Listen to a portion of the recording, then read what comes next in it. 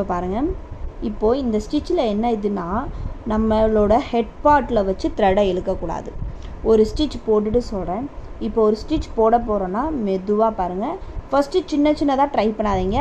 நமக்கு ஃபஸ்ட்டு அதை எப்படி மேனேஜ் பண்ணணும்னு தெரியும். ஸோ லாங்காகவே நீங்கள் ட்ரை பண்ணுங்கள். இப்படி குத்துங்க.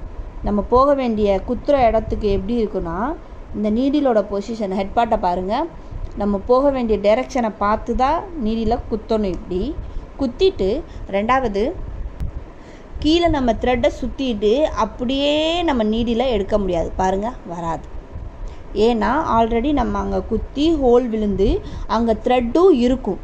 ஸோ அதை அப்படியே லைட்டாக அப்படி ரொட்டேட் பண்ணி எடுத்தோம்னா வந்துடும். இதுதான் இப்போ நார்மலான ஸ்பேஸில் சொல்லித்தரேன் பாருங்கள். நம்ம இந்த டைரெக்ஷனில் தான் டிசைன் பண்ண போகிறோம். ஸோ அந்த டைரெக்ஷனில் நீடியில் குத்தியாச்சு. குத்திட்டு கீழே த்ரெட்டை வச்சு சுற்றிட்டு அதை அப்படியே எடுக்கக்கூடாது நீடியில். ஓகேவா? இப்போ ஹோல் பெருசானதுனால அப்படி வந்துருச்சு. ஆனால் ஒரு த்ரெட்டை வச்சு சுற்றும் போது இங்கே த்ரெட் இப்படி எடுக்கும்போது அந்த இடத்துல இப்படி இடிக்கும்.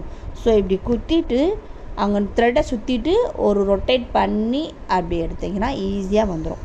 ஸோ இதை நீங்கள் ஃபஸ்ட்டு இப்படி ப்ராக்டிஸ் பண்ணி பாருங்கள்.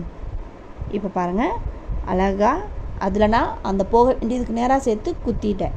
கீழே த்ரெட்டை சுற்றி மேலே எடுக்கும்போது அப்படியே ஒரு ரொட்டேட் பண்ணணும். அதுதான் நம்மளோட சிம்பிள். இது மேலே எடுக்கும்போது அப்படி ஒரு ரொட்டேட் பண்ணோம்னா நமக்கு ஈஸியாக வந்துடும். நம்மளோட த்ரெட் பாருங்கள், அப்படியே எடுத்து நம்மளோட டைரெக்ஷனுக்கு வந்துடலாம். ஆப்போசிட் டைரெக்ஷனில் அங்கே இங்கே போனோம்னா லூஸ் ஆகிடும். ஸோ ஃபஸ்ட்டு ஸ்ட்ரெயிட் லைனில் தான் நம்ம ப்ராக்டிஸ் பண்ணணும். ஸோ இங்கே பாருங்கள், இப்படியே குத்தணும். குத்தும்போது ஹெட் பார்ட் நேராக இருக்கும். இப்படி சுற்றிட்டு இப்படி எடுத்துட்டு இந்த மீட் பண்ணுற இடம் இருக்குது பார்த்தீங்களா, இந்த மீட் பண்ணுற இடம்.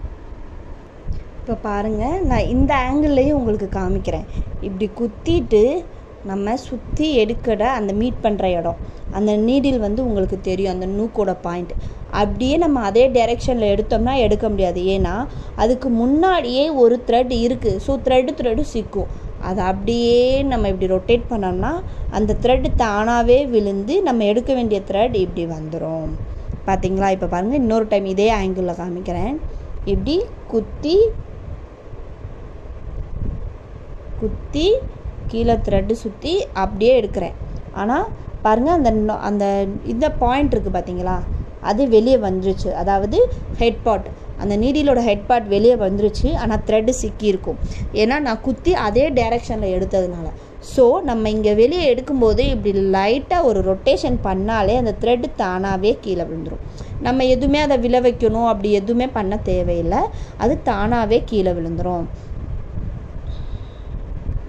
இப்போ த்ரெட்டை இழுக்கும்போது இது சிக்கியிருக்குன்னு சொல்லிட்டு நம்ம இந்த ஹெட் பார்ட்டில் வச்சு இப்படி இழுப்போம். அப்படி இழுத்தோம்னா அங்கே பாருங்கள், அங்கே த்ரெட்டு பிரிகிறது உங்களுக்கு தெரியும் நல்லாவே. அதை இழுத்தோம்னா த்ரெட்டு பிரியும். ஸோ எப்பயுமே ஹெட் பார்ட்டில் வச்சு இழுக்கக்கூடாது. அந்த 2 த்ரெட்டுக்கு நேராக விட்டுட்டு மிடில் பாயிண்ட்டு சொல்லுவோம் பார்த்தீங்களா, அந்த மிடில் பாயிண்டில் தான் நம்ம விடணும். இப்போ கீழே இங்கே சிக்கியிருக்கோ அது இது சொன்னால் இந்த ஹெட் பார்ட்டில் வச்சு இழுக்காமல் இப்படி மிடிலாக வச்சோம்னா அந்த நீடில் அந்த த்ரெட்டை எவ்வளோ தூரம் வேணால் இழுத்து நம்ம அட்ஜஸ்ட் பண்ண முடியும்.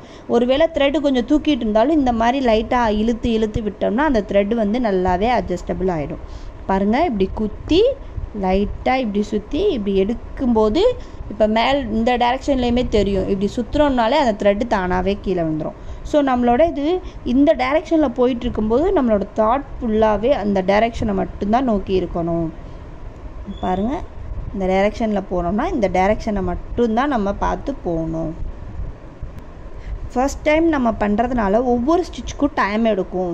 ஃபர்ஸ்ட் டைம்னால இதே ப்ராக்டிஸ் ஆக அது உங்களுக்கு ஸ்பீட் கொடுத்துரும். ஆனால் ஃபஸ்ட் டைம் பண்ணும்போது கொஞ்சம் பெருசாகவே ஒவ்வொன்றுக்கும் டைம் எடுத்துக்கோங்க.